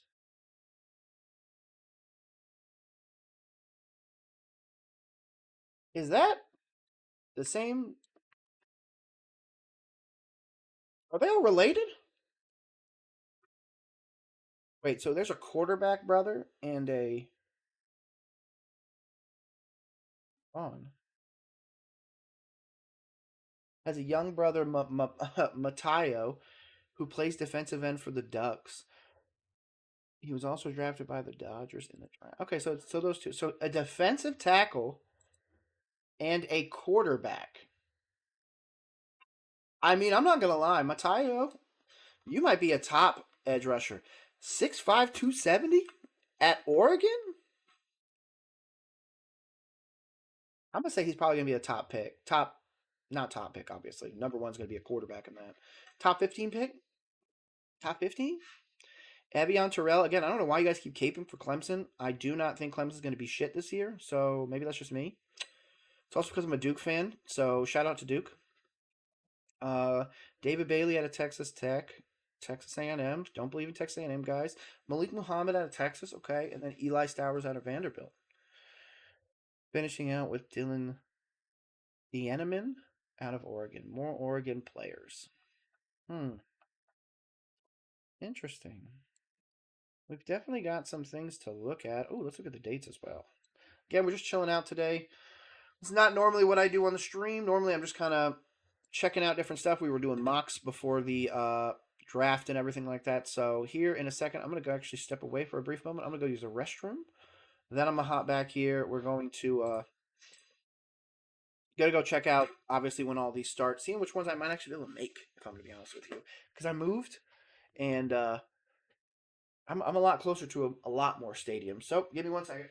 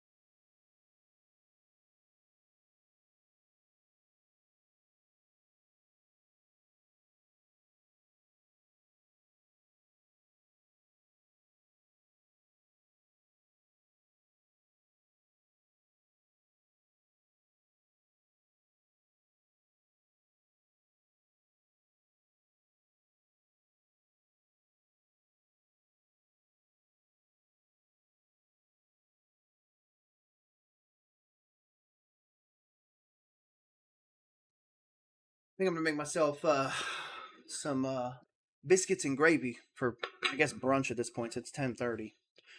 Which, shout out if you guys are here. I want to say I appreciate you guys. I've been doing the live stream now for a few weeks. It's going to continue 9 a.m. to 11 a.m. Eastern Standard Time, Monday through Friday. Going to continue to talk about stuff. Hopefully, get more people in this chat so obviously we can have a conversation. I am scheduling people to come on the show at some point. I'm also going to have some off camera stuff as well, off stream, the whole bit. So that's going to be something to look out for as well. But we're obviously getting to this. I moved from Colorado, which was kind of isolated. Only the Denver Broncos were close to me, to the Northeast. I am in Western Massachusetts now, so big move for me. That makes this one inaccessible, though it does start on the 22nd. Falcons. Okay, so a lot of these start at the same time. Buffalo. Oh, I might go to rookie minicamp. That might be fun. I really wish I was in Denver because, to be honest, the one card that I just got in, super cool Leaf Pat Bryan Vivid Futures card. Let me make sure it looks good on camera. Boom, that baby is a 1 of 1. Hopefully you guys can see it there. 1 of 1 Vivid Futures. Auto. Pat Bryant. I'm super excited for him to be a Denver Bronco. I think he's going to get a lot with Sean Payton. Baltimore Ravens, I would absolutely love to go there. My wife is a diehard Ravens fan, and she has a specific card I would love to just get signed by Harbaugh. So that's something really cool. Carolina Panthers. Oh, I want to make it down there for minicamp, June 10th to the 12th. When is June 10th to the 12th? Is it a weekday, weeknight? Let's see. Tuesday to a Thursday.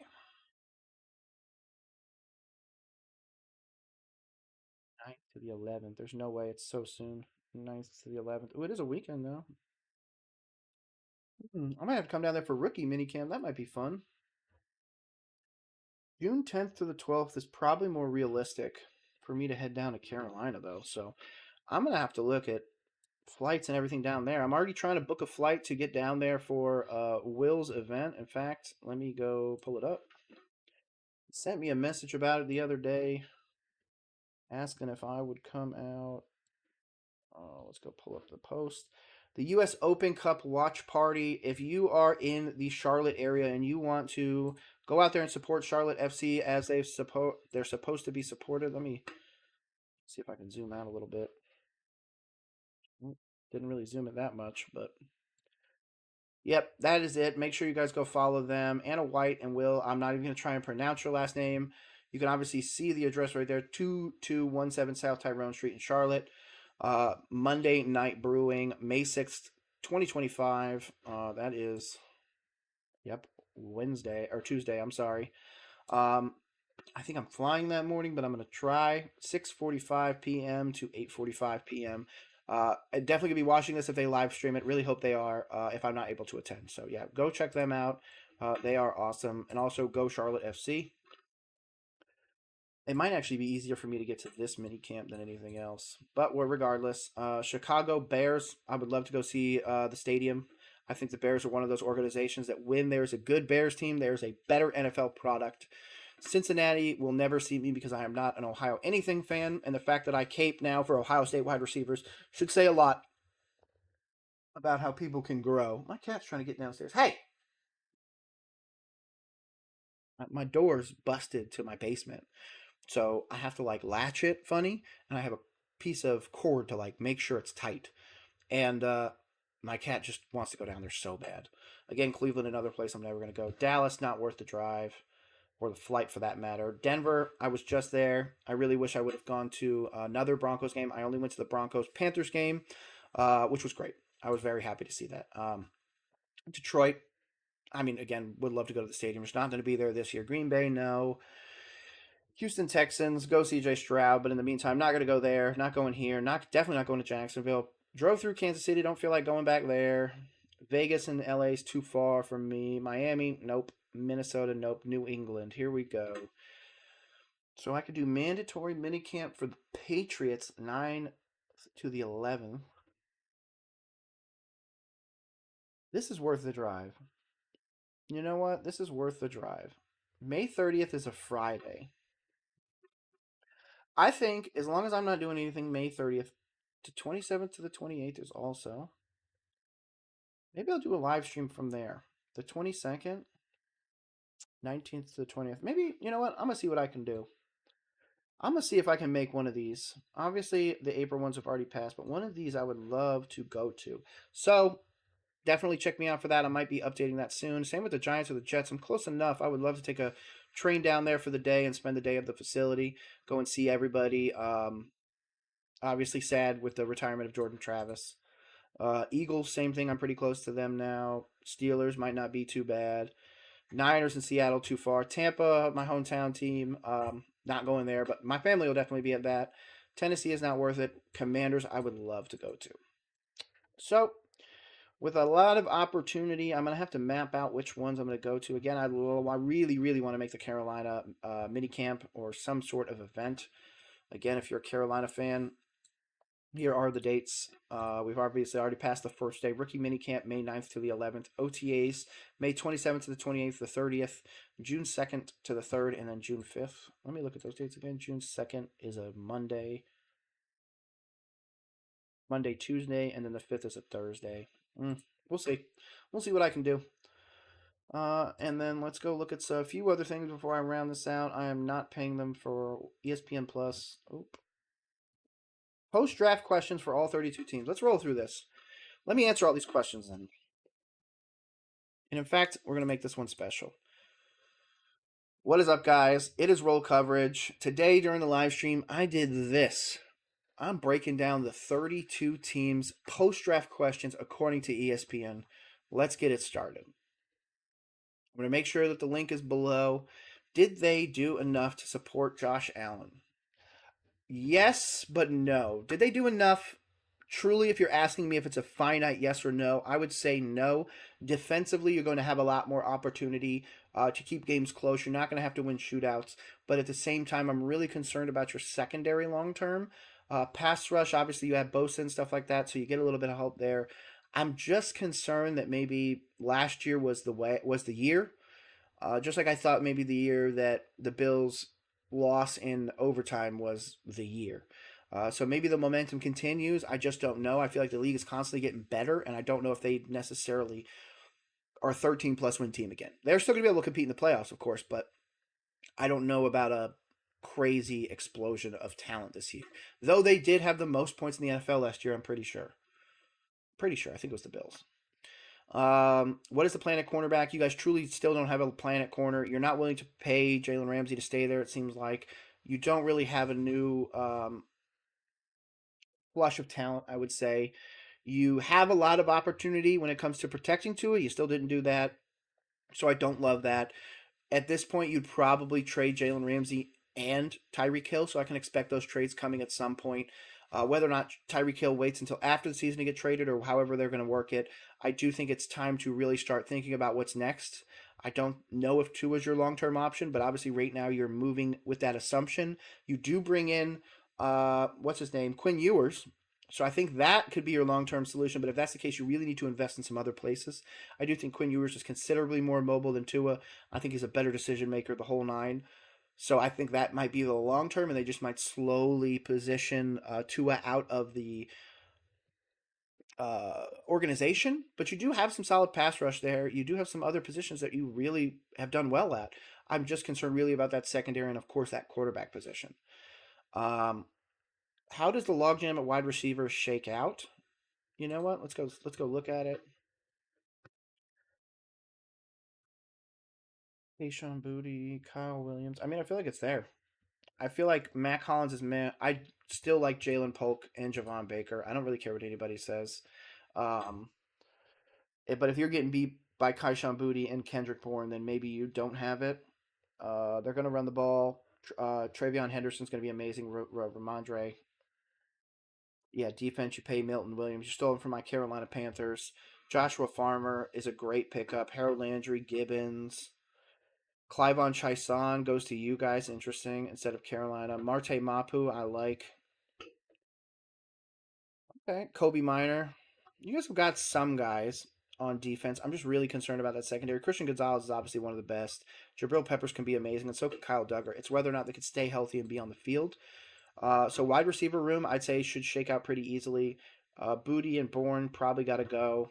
for Polk and Javon, just to try and develop them. If you're not getting that out of Kendrick Bourne, you're not getting it out of Booty or Demario Douglas for that matter. Um, I just feel like that Polk and Baker pick should be higher.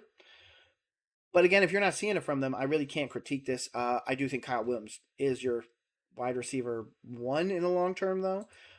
He's a wide receiver two this year behind Stephon Diggs, and until you can get a true wide receiver one, he's just going to kind of fill in where you can. So I think the logjam shakes out with probably Booty and Bourne finding new homes, or Javon Baker making a jump to another team, maybe.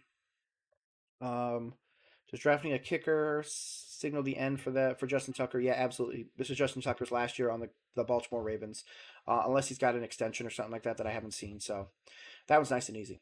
Did they leave themselves vulnerable in the middle of their defense, meaning the New York Jets? I wouldn't say so. I really believe in Quentin Williams. I think a defensive tackle you can still go out there and get in free agency. In fact, free agent tracker. Where is it? It is Spotrac. We're gonna go look at. You need in the middle, so you're gonna be looking at defensive tackle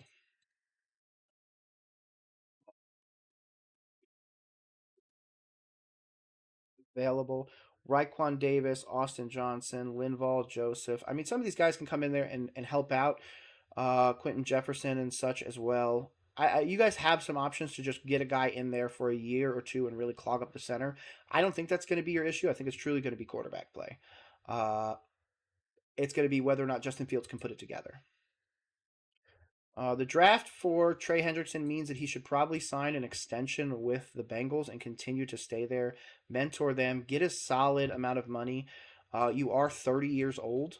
Yeah, so you're not going to continue to get that insane money. I mean, maybe 1 or 2 more years you might be able to, but then you're going to end up on a really bad franchise that's going to overpay you. So to be honest, I would say take the hometown discount. The Bengals have played this fantastically well, and yeah, just try and get him back on the team. I think that's your best option long term. Um, oh, this one's going to be a fantastic decision by me. The Cleveland Browns, who will rise from a suddenly crowded quarterback room. Uh, Deshaun Watson should be gone. Joe Flacco is your veteran to stay in there. Kenny Pickett is your starter. Dylan Gabriel or Shadur for wide receiver three. Now, in my opinion, if you really want to go how you want to win, do you want to win or do you want to win right now? If you want to win right now, you probably play Flacco and Kenny Pickett as 1 and 2, Dylan Gabriel or Shadur as 3, and then throw the other one on the practice squad. But somebody will sign Shadur if he ends up on the practice squad. So do not do that if you don't want to lose him. I think Shadur is your best quarterback in this room. There's a lot of criticism, but I do think that with what he did at Colorado, it shows that he would be able to at least make the Browns competent, which is really something they haven't had in a minute. Joe Flacco came in there for a quick stint, and literally people were like, "Oh my God, he could be quarterback one in the league." It's like, calm down, guys. Um, Most people already know my opinion on the Pittsburgh Steelers decision. I think that the deal has been done, or at least a handshake conversation kind of thing has already been done. Um, oh my God, my cat is being a butt. Come here, breaking out.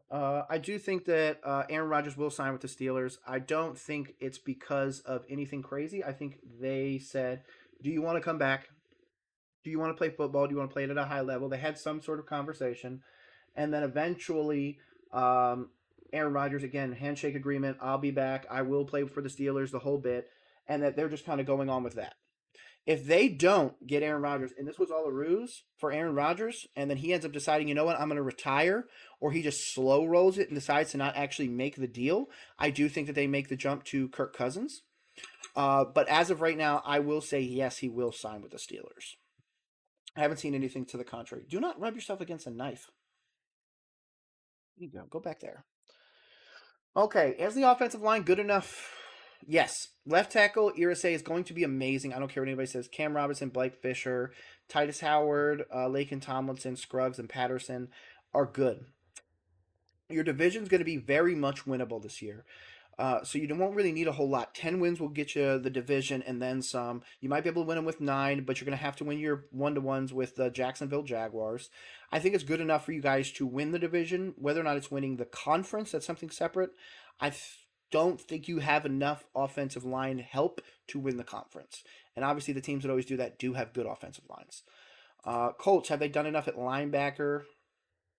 EJ Speed, Zaire Franklin, Hunter Wohler. I don't agree that this is enough. Pure linebacker probably would have been a better pick in the draft, like a Jahad Campbell, than you guys took Tyler Warren. But again, Tyler Warren could also change the entirety of the offense, which, if you believe in the Pete Carroll thing, which I kind of do, an offense and a run game and all that other stuff is an extension of the defense.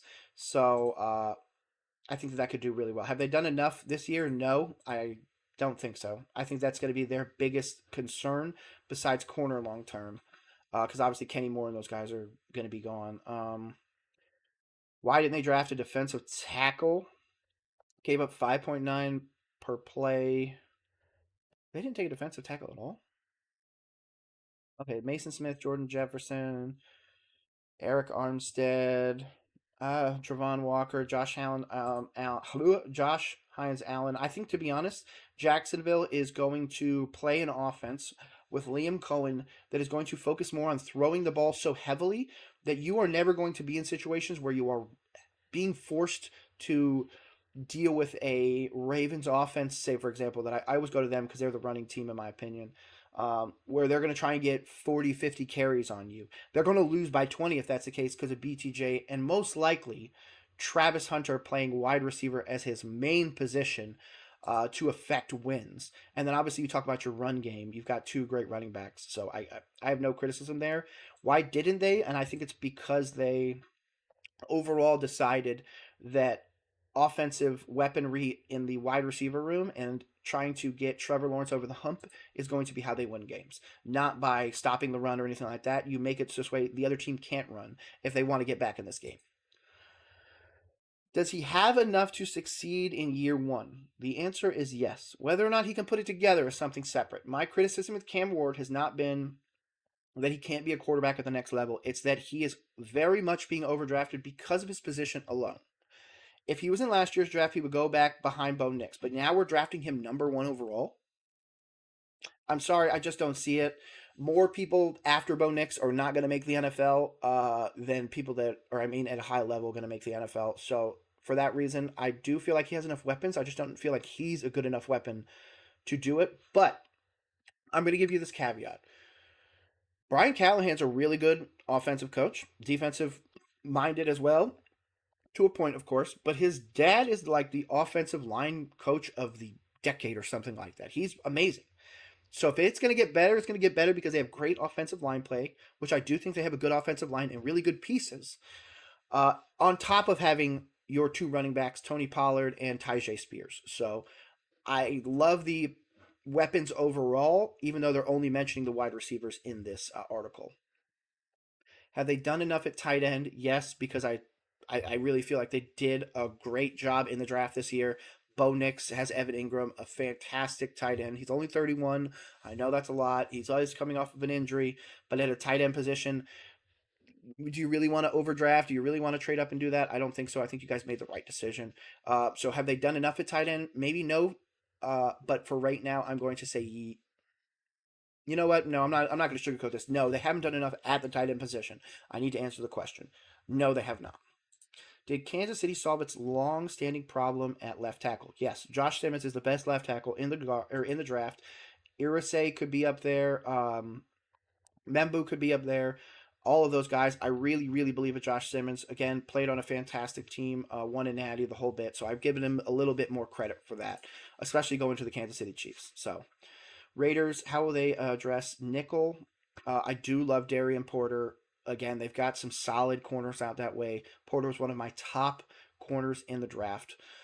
So I'm happy with that. Running back is obviously how you went first. So obviously you chose to not take a Will Johnson or somebody like that. And then decided to take Darian Porter later on. You probably could have honestly traded also ahead of The Jacksonville and gotten Caleb Ransaw, so that could have been another one. So Porter and Ransaw coming out of this draft would have really helped out that cornerback room. So for this reason, I'm going to say that you're probably just going to have to deal and play some undrafted free agent or somebody like that in the corner position, or you're going to move guys like Porter into it for a nickel, package. Whereas normally he's just going to be maybe sitting in zone in that defense. Chargers, why didn't they prioritize offensive line? I do think that could be help long term, but running back, I mean, that's what Harbaugh likes to do. Down the road, I do think there was a lot of better offensive tackles, and they didn't take them. Especially a lot of these tackles that I feel like are tackles in the college level and going to be moved into guard. You would have been okay taking them later on. Like the kid out of William and Mary, Charles. I always want to say Cross, but that's the kid from, or the guy from Seattle. I can't remember his last name, but the kid out of William and Mary that got drafted. He was good. Do they need wide receiver help? Again, we just looked at the look ahead draft and it has Dallas taking a wide receiver. So do I think that they need one? Yes, absolutely.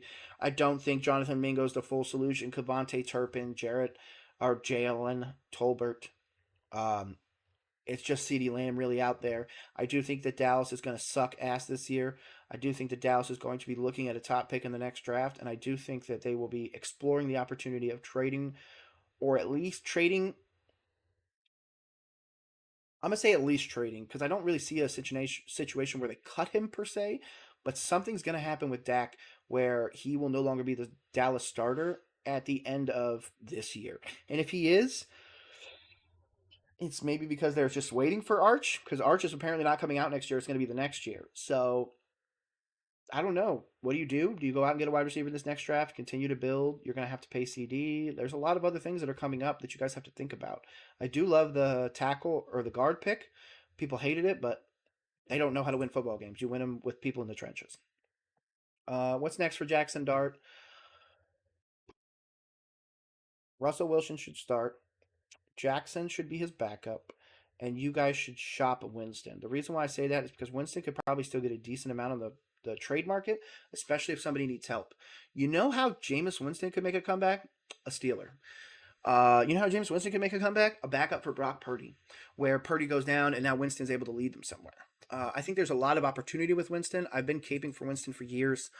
I do think he's awesome. And especially at the next level, it's going to be really awesome to see Jackson Dart, whether or not he's him or whether or not this is what gets Dayball finally fired in New York. Eagles, I do think you guys should make a trade for a tight end. I could absolutely see a scenario where you guys trade for a big name tight end. Mine that I really, to be honest, have been thinking about that you guys should make the move to is the Atlanta Falcons. It's in conference, so it's not in division. You could obviously flip them Goddard and somebody else. I think Goddard would help them more now, and the fan base in Atlanta would be happier with that. And you guys would, to be honest, have a high-end tight end in Philly, and plus all those guys around that, they're going to be able to motivate Kyle Pitts into being a better player. So I believe in the organization enough that I do think that he will be an Eagle this season for now, but I do think he will be traded at some point, or at least shopped. They're at least taking phone calls on him. Will they sign an edge rusher? They need to be honest. Division's gotten better. There's going to be more expectations on them this year. I still think the Commanders will do well. Whether or not they're going to do as well as they did last year, something completely separate. I do think they're going to sign an edge rusher, so I'm just going to answer that nice and quick. Have the Bears answered all of their offensive line questions? I would say no. The reason why I say that is because I don't know if they're really building long term. They did pay some older guys to come over there and help out Caleb in the now, which is fine.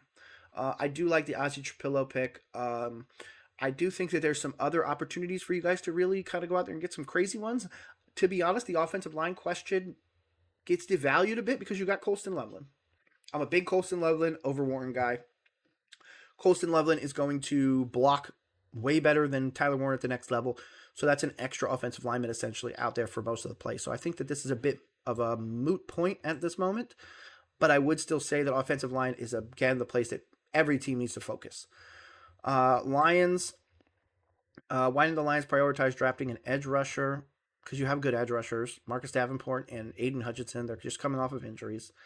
Could you get some more depth there? Yes. To be honest, they really need to be looking at a quarterback in the long term because I think this is going to be the year where Goff gets exposed. So for that reason, I'm a bit concerned for the Lions. Why didn't they? They just felt like they had other opportunities at hand, and to be honest, they're replacing both offense and defensive coordinator. So for that reason, the Lions are in a bit of a bind. What's going on in the cornerback room? Obviously, Jair Alexander going out there. Gutekunst signed Nate Hobbs in free agency, who played for the Ravens. Tulane's Michael Robinson comes over, so you do have some options there, but you are going all in now. Matthew Golden, all that other stuff. So cornerback room, yes, would you like to add some players, but add some veterans that are just not going to cost you the game, and then go out there and try and beat people. Minnesota, is he ready to take over? The answer is yes. My opinion is you go out there and you play him. You play him. You play this year. You go from a 14-win team to a 10-win team. It doesn't matter. You're the former coach of the year. I'm pretty sure you won coach of the year once, or Stefanski won it twice. You won it once. So yeah, I think there's so many opportunities here. Plus, he needs to go out there. He needs to get reps. You need to see if he's truly the guy. If he goes out there and has a pretty decent season, hey, let's go see what he is around in year 2. We don't have to think about a quarterback now. Let's just put more pieces around him to protect him. Let's get him another receiver. Maybe we have to trade Addison by then or something like that. There could be some options that change the trajectory of everything. But to be honest, I would start him, period. I would not allow Aaron Rodgers to come in. I would not allow Kirk Cousins to come back in a starting capacity or anything like that. Your starter moving forward should be J.J. McCarthy, period. Let's move on to the NFC South, which is the last division I'm going to do. I normally end the stream right at 11, but we're going to go a little bit farther today. I'd like to at least finish, like I said, my division, NFC South. So, Atlanta Falcons, will Kirk Cousins remain Atlanta? Yes. The reason why is because he wants to be a starter. He wants to be paid more. And to be honest, he has a no trade clause, so there's really no reason for him to move. His family loves Atlanta. This was a big thing for them. The only other place I think they would go would be the Commanders, but they don't need a starter. Unless, God forbid, something happens to Jaden, in which case I could see a scenario where the Commanders trade to get him and bring him back to the Washington DMV area where he's from and where his family and all that other stuff is. So for that reason, I would say he's in Atlanta until a massive injury happens to either Michael Penix Jr. or somebody else. Obviously, if it happens to Michael Penix, he just becomes a starter and doesn't move. So I'm actually going to skip my Panthers for a second. We'll do the other two. Do the Bucs do enough to address their needs on defense? 100%. Don't you really need to waste a whole lot on this? I do think linebacker's still a concern long term, but I think you can pay somebody in the meantime. You still have a veteran on the team in Levante David, which most likely going to be his last season, so that it's a bit of a concern. But yeah, you addressed corner. You have wide receivers for the future. You have a great running back, good offensive line, good quarterback. You really just need to work on that linebacker room. Maybe down the road, look at some edges. But that's all for next year. I think you guys did enough, and I think this will be a playoff team. To be honest, they're probably going to be the one that I pick to win the division. New Orleans Saints. Who is the Saints starting quarterback? Obviously, Derek Carr had that big thing where he talked to his church and said he's absolutely hurt and he doesn't understand why people don't believe him in the whole bit. Then you took Tyler Shuck. You still have Spencer Rattler.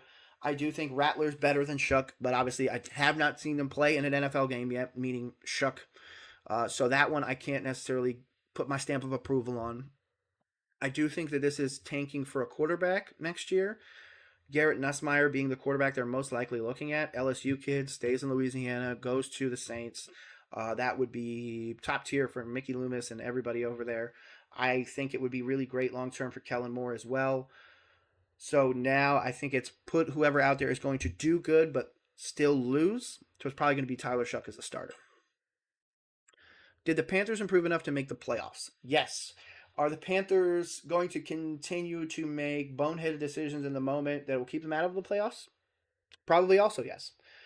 This is probably one of the most hated reporters in all of Panthers fandom, so I will tell you that ahead of time, but I'm going to read it verbatim so this way people can hate him as they so choose. After 7 straight losing seasons, it's the question most fans want to know, particularly for a team playing in a division that appears to be up for grabs. Adding a dynamic weapon for quarterback Bryce Young in the first round and wide receiver Tedorova Nalo McMillan should make an offense that finished 2024 strong more explosive. The upgraded edge rusher in the draft, meaning Nick Scorton and Prince Uman Mielen, to go with improvements in free agency, should make the league's worst defense in 2024 at least a top 20 to 25 unit. That might be enough to make a run despite a young roster and finishing 5-12 in 2024, but the full rebuild remains a year away. To be honest, I said last year that we were 2 years away from the full rebuild. And I think we're actually on the same page when it comes to that, Mr. Newton. I don't agree with this. Be at least a top 20 to 25 unit. I think we're going to be top 10 in rushing, top 10 in rush defense. I'm saying that now on May 1st, 2025 for the Carolina Panthers. We will finish the 2025 season top 10 in rushing, top 10 in rush defense. Secondary, we have a Thieves Guild back there in Ransom, Morig, JC, Mike Jackson. We've got some guys back there, but I truly feel like that run defense is going to be just whether or not Edge also comes into that with Scorton and Princely and maybe Clowney if he doesn't get traded. But to be honest, man, that run defense is going to be fire. But regardless, my name is Nick. This has been Roll Coverage. I'm bringing it to an end. It is now 11:05. The dogs are super mad at me for not taking them out. Hopefully, you guys are ready to come check me out another time. Of course, I got the chats going finally. So if you want to come in here and talk, I would love to talk ball. Tomorrow, I'm not really sure what I'm talking about yet, but it's going to be something interesting. I know that for sure. Overall, though, I just want to say thank you guys. I really appreciate you guys coming out and hanging out with me today. Again, I do this every Monday through Friday right here on Roll Coverage, Twitter, Twitch, Kick, and YouTube. Free 9 a.m. to 11 a.m. I think I already said Monday through Friday, but regardless. Hopefully, I see you guys again. My name is Nick. Have a great rest of the day. Peace, guys. Go hang out with your families.